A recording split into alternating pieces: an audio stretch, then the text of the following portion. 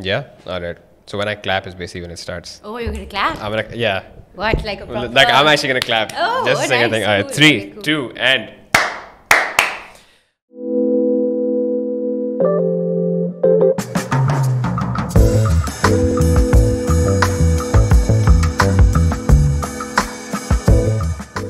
What's going on, everybody? It's me, Asad Hashim Ali, back again with another episode of Behind the Grind. This is the podcast where I sit with people who are doing cool things on a regular basis, people whose grind I admire, people whose story I admire, people basically who are just trying to challenge the status quo.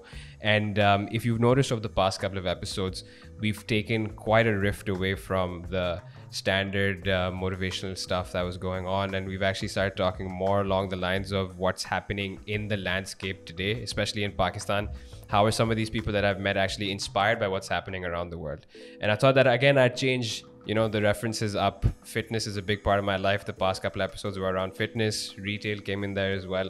But this time we have Khulood Bawa with us. Khulood, how are you? I'm good. How are you, Asad? Very well. Khulood is the founder of Bawa Design Studio.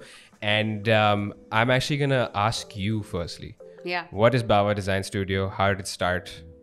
What do you do? Okay, so basically the story, right? Yeah, the story behind it. Yeah. Okay, so I would say for the actual story to start, we have to go like few years back, right? So I think I remember when I was 6-7 years old, I was always into art and drawing and painting, and I loved Lego. Like Lego was like, I used to love it. Yeah. And even like, ghar mein cheezein nahi hoti hai, sometimes things are broken. So I used to like open telephones and see what's inside.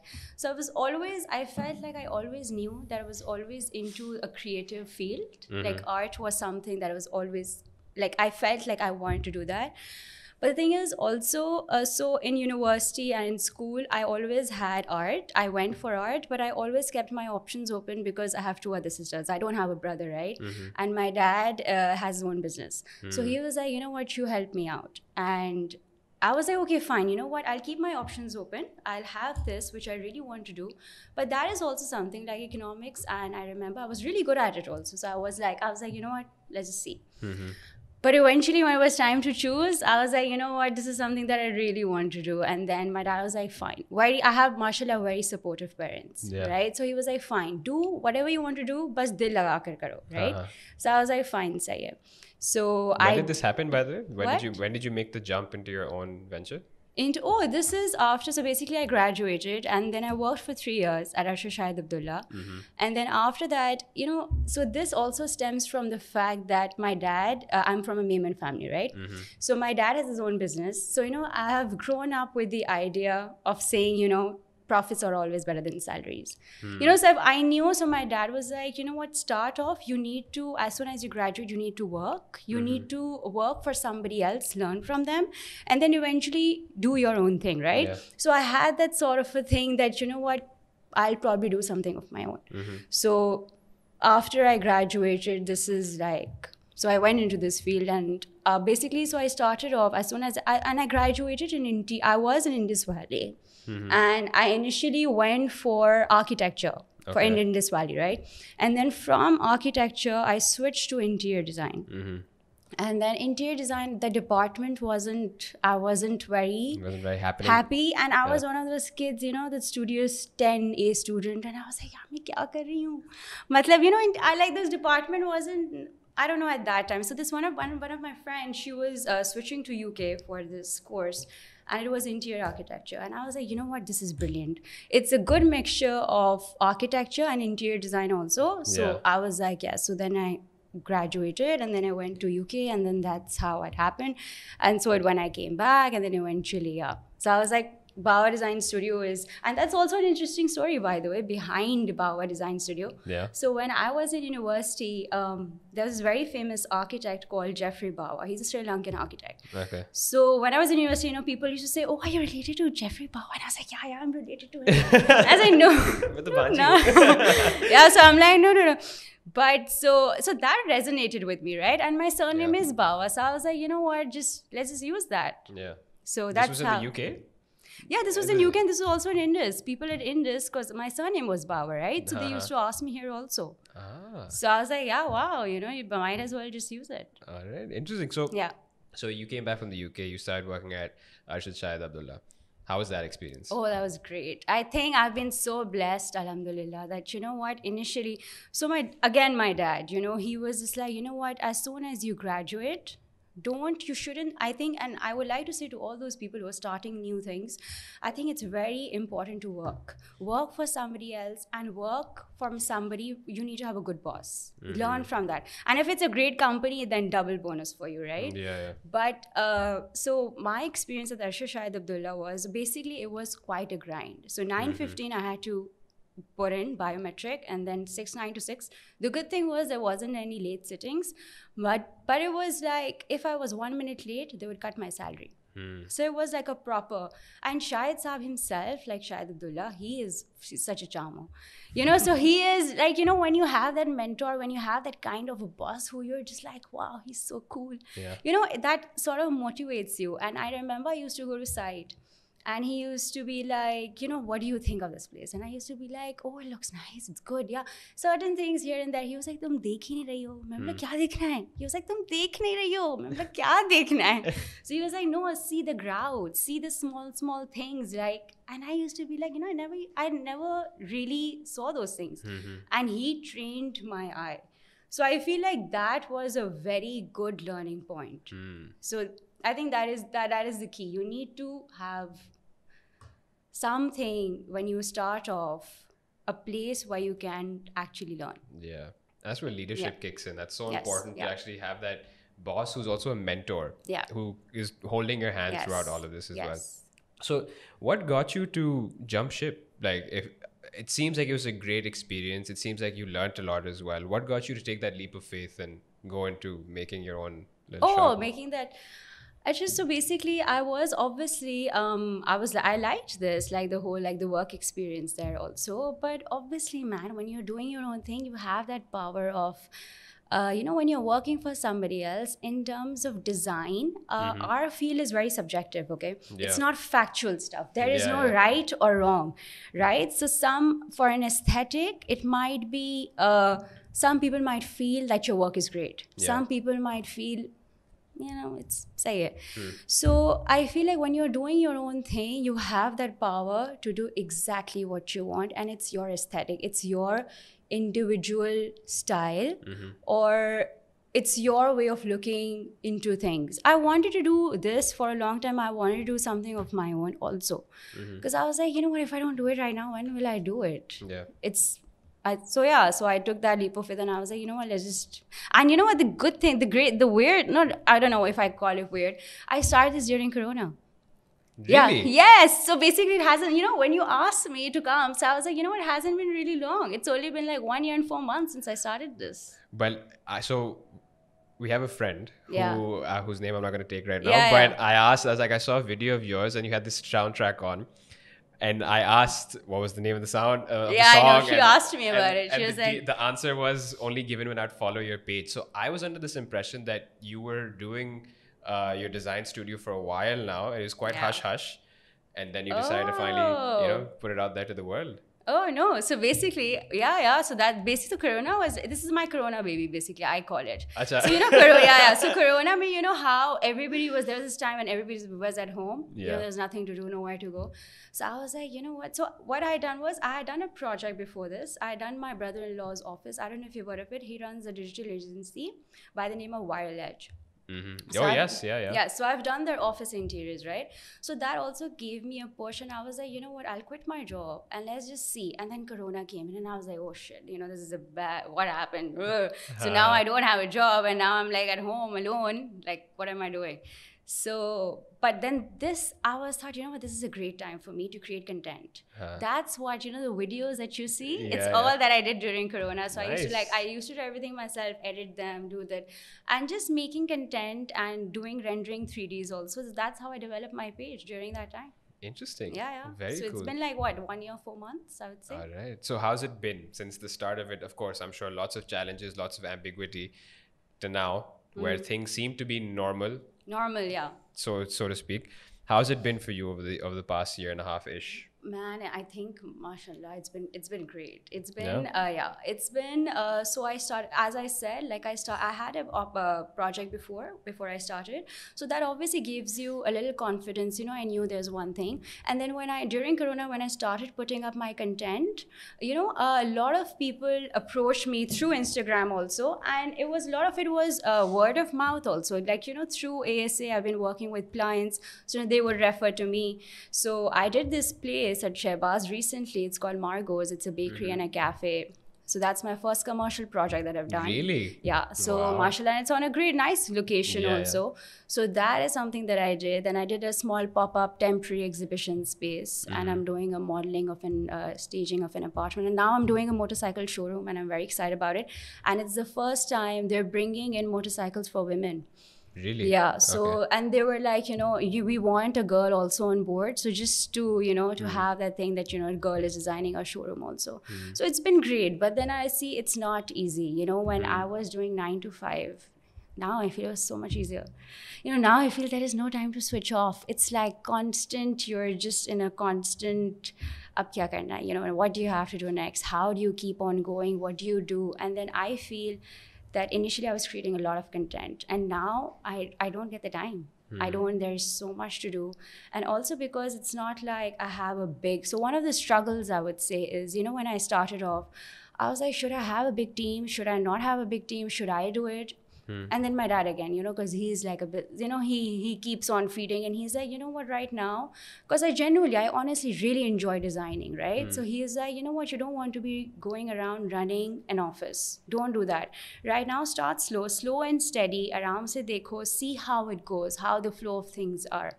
So now, right now, I do all the 3D work. I outsource my drawing. So I have a CAD person, he does that. But now I feel like I need to expand. Like I've been looking into like new places where I can like sit and have an office and have 2-3 people on board, you know, slowly expand. But it's just you so far. Right now it's just me. I'm the designer, but obviously I have a team of 3D person, a CAD person, but right now I make 3Ds myself also. Okay. But just from my understanding, what is a typical day like in your profession as well? Because I've always been curious to know, okay, interior designer, what is that field, you know, altogether?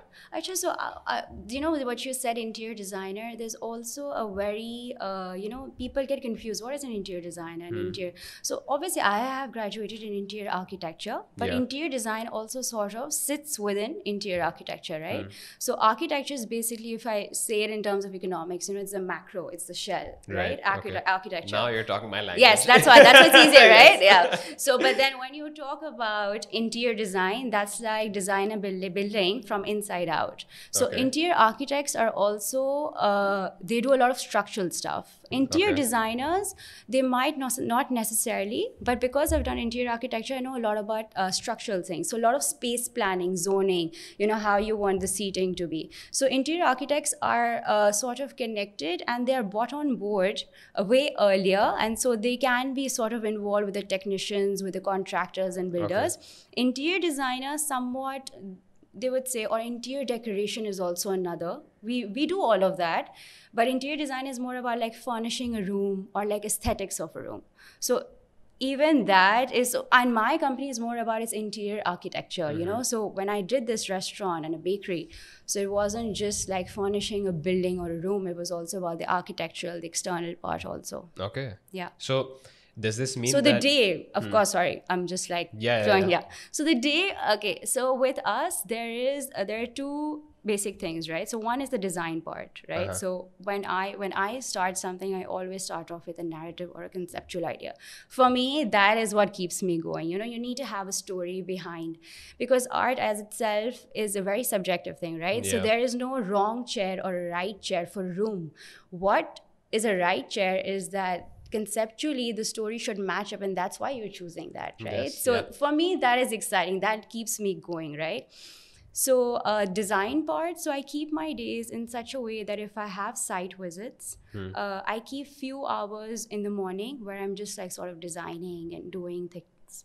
And then second half, जब आपकी labor उठती है 11 बजे के बाद, then I do site visits, and then I go on site, and then I make sure everything that I've done on paper, on design, drawing packages, it's being executed on site. Okay. Yeah. So then you also have to go for materials, you have to go for all of this paint work and all of that too. Okay. So it's Wow, sort of, yeah, okay. it's a lot of site work also, obviously. I'm sure, and you also have to communicate that, so that's a very big element. Lot of, yes, that is also very big. You know, the communication of the first is the designing and the 3D person who makes the drawings, and then the drawings get executed by the contractor. So a lot of to and fro. Okay. Yeah. All right, interesting. So what is it, while you were actually explaining the difference between interior architecture and interior design and architecture, got it all right? Yes, yes, three? you're Okay, right, you're cool. good, yeah. All right, so does that mean that your role could be taken up by one of these two extremes? Or Yes, of course. So you see a lot of, now I see a lot of architects are doing interior design work. And I can also, I feel like, now right now I'm doing interior architecture, right? And I can do interior design, and then it's sort of like a flow of things. An architect can do all of these. An interior designer is more in tune with the details. It's a more detailed work, right? So you see things in a very small perspective, rather than architecture is a little more volume. It's a little big, right? So you go back. So obviously it's to and fro. A lot of architects are doing interior work. A lot of interior designers or interior architects are also doing architecture. So, you know, with experience, obviously you learn, right? So it's like a one big umbrella. I would say not even architecture, interior. I would say art as a discipline is one big umbrella. Once you have the composition and, you know, all of these things, if you have a good eye, I feel like a lot of art disciplines are, you know, you can go to and fro. Okay, interesting. Cool. So tell me about, in your day-to-day, I'm sure that there aren't just challenges of communication. Yes, of course. Right? Yeah. I want to know a little bit about that. Like, what's actually going on behind the scenes? Even some of these projects coming on, there's a lot of competition. Of course. And then on top of that, you're starting off, you're new, right? You're alone. There's not really any backing as such. I think when you're starting something new, one of the main challenges, you feel very lonely. You know, when you start off, no, it's a real thing, because you know why? I'm smiling because it's like yes, you're preaching it's same, right? Because you know what? So the 3 years you used to go in office and you're like a room full of people, you're talking. And you know what? Now what I miss? I actually miss the to and fro, the dialogue between two people, because their design improves a lot. Even if you're talking to a non-art person, a person who doesn't know anything about your work, just talking to somebody and discussing your idea sort of pushes it more. So that is a big, you know, when you're doing your own thing. I was like, Corona, when I was sitting in my room, I was like, what the hell is going on? So, you know, I was like, kisse baat karu? But I think that's a challenge, right? So you learn. Yeah. How do you discipline yourself for that? Oh man, you know what I feel? I feel there should be a class in university about good work ethic. 100%. There should be. They should tell you. They should teach you. Yeah. What is, you know, how do you do it? And you know what I feel? I feel people should stop romanticizing the idea of grinding 24/7. It's not. I personally feel, and इधर पाकिस्तान में बहुत है, you know, Karachi में I feel इसमें भी था. जब तक you're not doing the late sitting, they have this saying, oh, you're probably not working hard enough. You know, if you're not doing the late hours. Yeah. But why do you have to? Of course, you know, you need to, the person who goes forward is also the one who's putting in extra work. You need to put in that extra work. But I also feel it's very important to take care of yourself. 100%. Yes. And I think I've always been into fitness in terms of, you know, when I told you about my swimming background. So I got into swimming, into competitive swimming when I was around 6-7 years old. Right. So I've done national level. I've even done sort of participated in international. I've trained for that. So I went to Islamabad for a month and I had a Chinese coach. But that didn't happen because of 9/11. So I trained for that, and I think it stems that sort of taking care of yourself fitness. That's been sort of one constant thing in my life. You know, I've always, because that's, for me, that's dealing with life. You know, you just need, and sometimes when I'm working out more, that means something is going wrong. So, you know, I need to I take it out on that. And also another thing, I feel like I've always been into praying. Not saying religious or whatever, but like being one with yourself. Yes. And also sort of praying in terms of, because I feel I can be a bit of a stress ball sometimes. So, you know, when I do pray and I feel like, you know what, he's going to take care of it. Just have faith and have that belief in yourself that, you know what, he's sitting up there for a reason. He's going to take care of shit. So, you know, that sort of calms you. So Yeah. these two things, obviously, so again, coming back to work ethic, right? So work ethic, I feel, is very important. You need to discipline that discipline. And I think for me, that's why I say, if you're starting up something new, you need to probably work with somebody so that you get that discipline of working 9 to 6. Or अगर 9 to 6 नहीं करना, I know a lot of people say, oh, but नहीं हो, मुझसे भी नहीं होता. You know, sometimes I'm sitting the whole day because I can't design. I can't, it doesn't happen. So it's okay. It's okay to have bad days, but you need to keep going. Yeah. You need to have that work ethic that, no, I have to, because if you're going to start off 2-3 hours late, you know, raat mein you have to stay up and work, right? You have to make up for that time. And when you're doing your own thing, you are the boss. You have to take care of deadlines. Yeah. There's no one else covering up for you, or being like, okay, fine, I'll do the work. There's no one. Who do I give my work to? I have to do it myself, right? Yeah. So that is important. And taking care of yourself. I feel personal development is also very, very important in order to move forward. For your company, you need that, you know, the personal growth, and that comes with taking care of yourself. How will you give, and how will you do? You know, it's like, I feel like human body is like a machine, right? Yeah. If you don't take care of it, you're not going to perform. It's not going to happen. So it depends, like for exercise, you know, fitness or whatever, mental health also. I feel like that's also very important now. Yeah. But I feel like, you know, the aspect of discipline, I feel like when you say work ethic needs to be taught in university, I couldn't agree with you more, actually. Yeah. But I also feel that, especially in creative fields, I think discipline also needs to be taught formally, because we need to be, Backspace is also like a creative consultancy firm, right? Yeah. Me and my business partner run this in such a way is that we are the ones that are setting accountability, and we are the ones that are also setting expectations for clients as well, and vice versa, right? So that means is that, yes, there are times where you will face a creative rut, where you will face that block as well, and that's natural. And I think that I don't have a formal creative background. I studied economics and finance, but I'm creating content, as you can see, right? Yes. So, but for me, the way I see it is that we have to kind of coach ourselves, or try to practice some kind of behaviors, or fix a routine in which we can get that creativity out when we want it to come out, and not be, you know, a victim of it in some way. Yeah, that's a very good point. Yeah, you know, that's true. and that's also because it can be exhausting. That too, when you get into that creative space and like you're on this high, that can also be exhausting as well. That can kill you as well, internally as well. You know, and I feel like that's not spoken about. Yeah, of course. Yeah, you know, I think, the grind and the hustle, yes, is also overly romanticized. I agree, even though I am one who does it as well.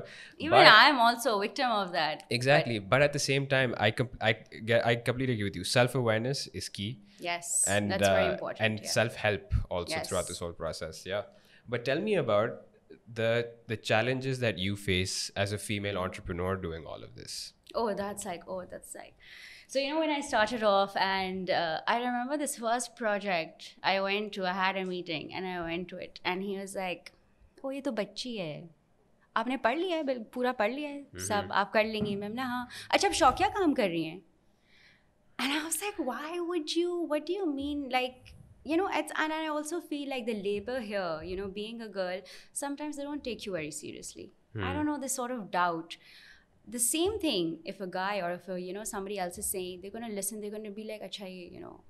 So that's why I feel like, you know what, when I go to site, I need to be confident in myself. I need to know what the hell I'm doing, even if sometimes I don't know what the hell am I doing here. Yeah. I need to be confident so that I feel like my labor is sort of like, nahi, you know, madam ko pata hai kya kar rahi, you know. So that is a challenge. And also I feel like with my sort of work, you know, sometimes I don't go to clients, or I don't take certain clients who I feel can be a little shady. You know, don't go to site at after a particular time. Because you know what, no matter what you say, there is a limitation when it comes to that, right? Yeah, so I don't want to go to a place or somewhere where I feel like, you know, I'm just feeling a little uncomfortable, or there is this. So there is a challenge, obviously, being good. You know, you have to sort of make sure certain things. Yeah. But there's also that, it's a very, hats off to you also, because I can only imagine the expectations that then come from you, for yourself also, because you can't show any form of vulnerability whatsoever. It's even more so for women in that kind of position. You can't slack in any way. You can't also come across as the Shaukia type, like as you mentioned. How do you personally overcome that? Like, you can, at one point you can also choose not to pick up a particular project, but then in the day to day, how do you navigate that? Yeah, I don't know, man. I just feel that, you know what, it's also very, yes, fine, being confident and, you know, being a girl, it's different. But at the end of the day, you know what, you need to own your work. You know, you need to be able to say to yourself, yes, you have to be confident, but I have to go back and talk to myself and be like, you know what, I didn't do that properly. You know, because you need to own your mistakes. When you're working, you need to recognize the fact that you're not being a victim.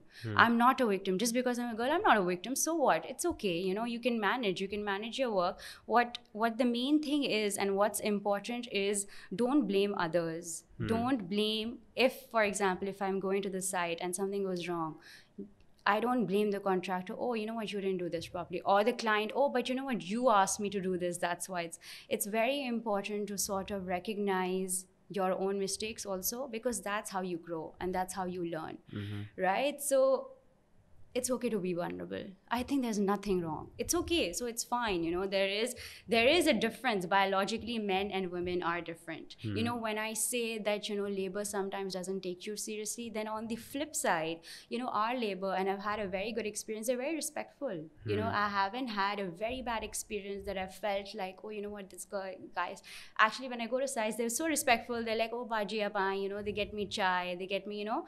So, and the same way, when the man or the guy goes, you know, they're literally little like a little battameez and, you know, a little joking around. But when a girl comes in, they're also, so, you know, there's a flip side also. So it's not really, and clients are good, man. They understand, I feel, you know, the people that I've worked with. And you know what I feel, you need to operate from a paradigm of service. Your aapka work ethic, and second is also your value system. You know, you need to have a good moral compass. Don't operate from the fact that, you know what, I need to make shitloads of money. You know, looto logon ko. No, it's not about, well, obviously that is a reward, right? When you do good work, you need that. But it's also because, you know, I feel like life is sort of, you know, it's the third law, Newton's law. For every action, there's an equal and opposite reaction. So I feel like in order to move forward in life, you need to give back. You need to, I used to, you know, and I used to sometimes initially feel like my work can be a little frivolous. You know, it's not, does that client really need that chair? You know, do I do? So, but then I started thinking in a way that, you know what, for me, when I create a space, it's not just a physical, it's also a psychological sanctuary, right? So a place can also be, you know, you can make the client feel uplifted, energized just by doing a nice space. You know, when there's a natural light, when there are plants around, you automatically, you know, become like, you know, the space becomes good, right? So I feel like for me, the client, and I'm this is in a way giving back. You know, when your job and your skill, you see that as like you're giving a service, you know, that becomes sort of like a gift. I don't want to sound very preachy, but for me, I think it's a mindset, yes, right? You need it is the mindset, and that is very important. And I feel like for me, my client and we're on the same team, you know. And when you want others to win, you know, winning always finds a way back to you. I feel that's how I operate. Interesting. Yeah. Very cool. So when it comes to the business itself, looking at how you're operating it, what you've learned so far, when do you feel is the right time to scale up? Have you been thinking about that? Oh, yes, for sure. As I said earlier, like, you know, initially that was a conscious decision on my part to start off small, because I was like, you know what? And it's also very important to learn. If I keep a CAD person, if I keep a 3D person, of course I worked for 3 years. So CAD is basically, you know, when you design something on paper, on 2D, right? You make a 3D and then you make a whole drawing package out of it, so that you give that thing to the contractors and then they see the drawings and then they build that things. So I have a draftsman, as they say, a draftsman. So initially I feel like it's also very important to learn. You know, if I have a draftsman, if I have a 3D person, yes, I have it. If I don't know my work, how will I know if he's making a fool out of me? If 4 hours work, he's doing it in 8 hours, right? So right now I feel like slow and steady, you know, have patience, I'm gonna like go. But now I feel it's time. I know I need a place where I can hire people. I'm planning to do that. I've been going around, looking at places. I found this place where I feel like I need to hire 2-3 people and then slowly expand. So inshallah, by probably like 2 months from now, I will be like moving into, yeah. Awesome, Yeah. man. Great. So, okay. I actually didn't expect that. By the way.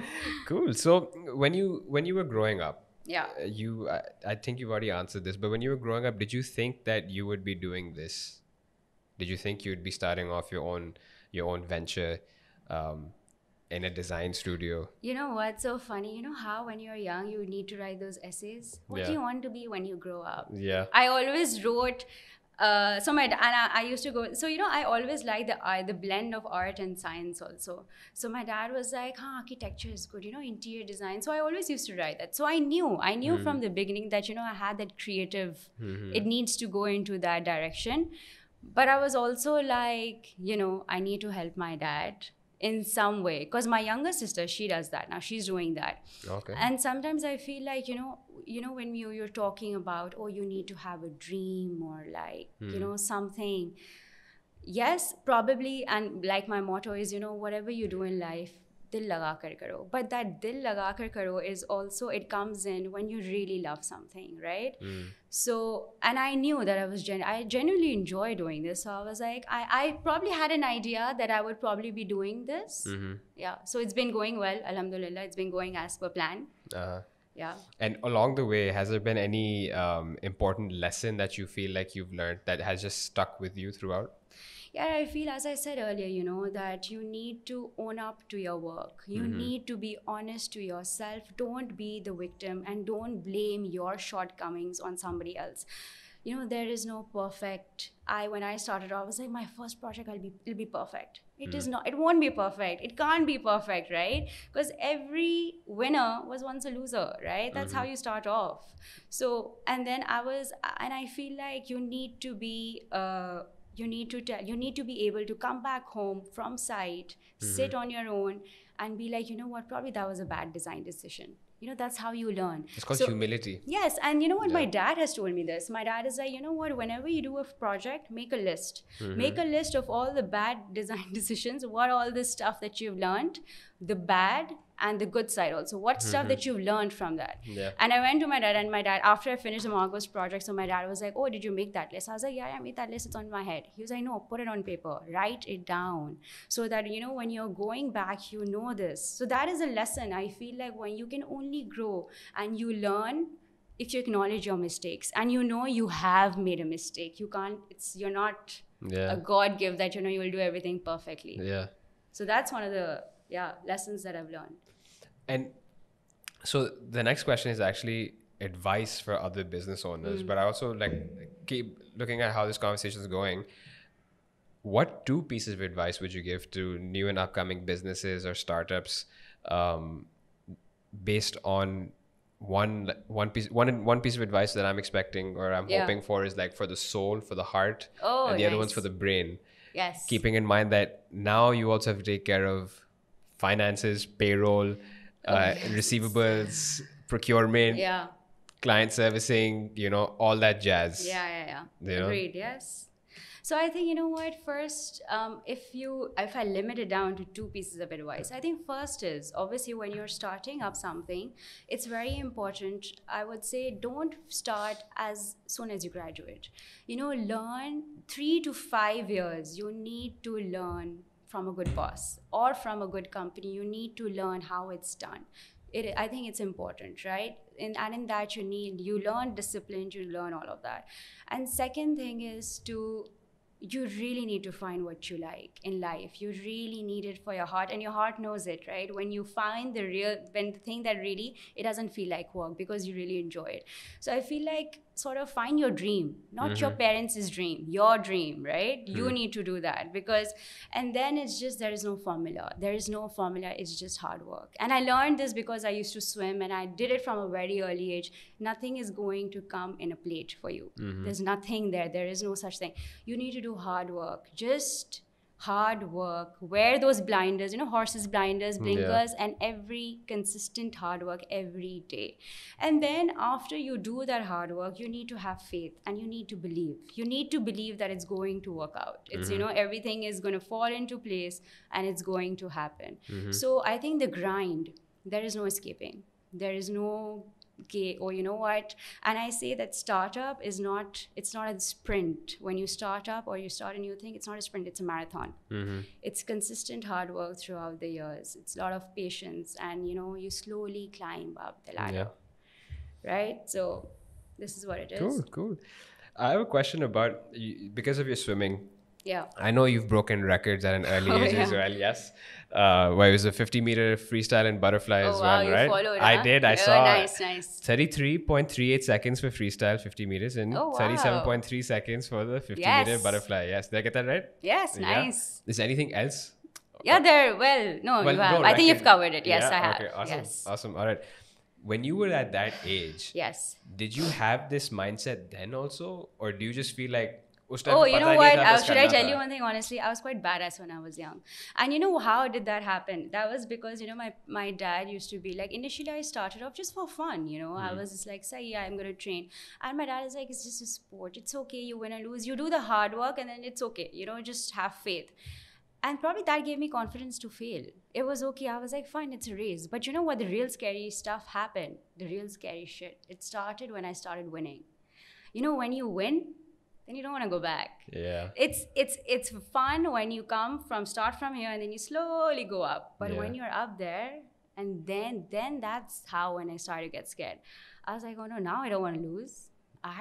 You set the bar too high. Yeah, no, well, it was hard work. I'm saying it's just hard work. I remember, like, I used to swim. We used to have a coach, and everybody used to be like, oh, you know what? If there are 5 lengths, people would end up doing like 4. I did every damn length. So, I was like, no, I have to do it. But that is because I have this obsessive personality. And I feel that is also one of the lessons. You need to have an obsessive personality to get somewhere. And I read this thing and it really resonated with me, is that people who are exceptionally great at something, they have that obsession for improvement. And that obsession for improvement actually stems from the fact that they believe that they're not great at all. It's called the anti-entitlement. Yeah. Where'd you read that? Yeah, I don't. So I read a lot of stuff. I need to see this. So you know what I mean when I say personal development is also very important. So I feel like during my free time, I read a lot. I read to try to and that helps. Yeah. That really helps with that kind of mindset. It also helps, I think, cleanse out the gunk and the trash in the brain. Yes, of course. Sure. So Khulood, I won't take too much of your time. I just have one last question for you. And this is something I ask everybody. If you could go back in time and if you could meet your former self, maybe 2003 record-breaking Khulood, what would you say to her? I would say, I feel like personally, I don't have any regrets, and I feel no one should have regrets, right? I am me and you are you because of your own personal journey and your own personal experience, right? So I don't believe, but what I would like to say to myself is, there is no shame in making mistakes. I think, when you're younger, you feel like everything is going to be perfect life. Everything is your grades, your everything. There is, don't be scared to go out there and do some major mishaps, right? Yeah. Don't be scared. Do it. You need to fail in order to grow. And I feel like don't go after a perfect life. Go after a fulfilling life, right? So that is one thing. Don't be afraid. Don't be afraid to take that plunge. Don't be afraid. Sometimes the things that really scare you, those are the best experiences of your life. But elaborate on that. You said don't go after a successful life, go after a fulfilling life. Don't go after don't. Sorry. But what do you mean by fulfilling life? Don't go after a perfect life. Perfect life, right. Perfect life, I'd say that, sometimes when I'm starting off a project, I feel like this project is going to be perfect. Or, everything is going to fall into place. No, but I feel like mistakes are also part of your success, right? You need to make mistakes in order to grow. And to do something well, you need to go through it's a journey, right? So you can't just, I can't just expect that I'm going to start a company and all of my projects from the beginning, they're going to be perfect or they're going to be like best, or no, it's slow climb, right? So that's what I mean, that there is no such thing. When I was younger, I felt like, I don't know, I had this, whenever I used to do something, I was like, oh, I'm going to make a mistake or whatever, right? And now I'm like, it's okay, just do it. Just go with your heart, with your gut, because you know it. In your heart, you know what's the right thing, so go for it and do it. Great. Yeah. All right. Awesome. Thank you so much for your time, Khulood. I hope you had fun. Yeah, I had fun. It was like a very fluid, fun talk. Huh? Yeah. Many people think it's therapeutic as well. Yes, it is. You know what? I actually find that's what therapy why people like, because it's like talking, getting your stuff out. Yeah. And I think everyone there's a lot of stories to hear. There's a lot of stories to also tell as well. It's good to put it out there to the world. So thank you for sharing yours. Yes. This was a pleasure. Hope you guys all enjoyed this episode. That was Khulood Bawa from Bawa Design Studio. You should check out her Instagram page. It's all linked in the description. And I'm sure you're always open for work, yes? Yes, of course, yeah. Awesome. All right. But till the next one, everybody, peace out. Bye-bye.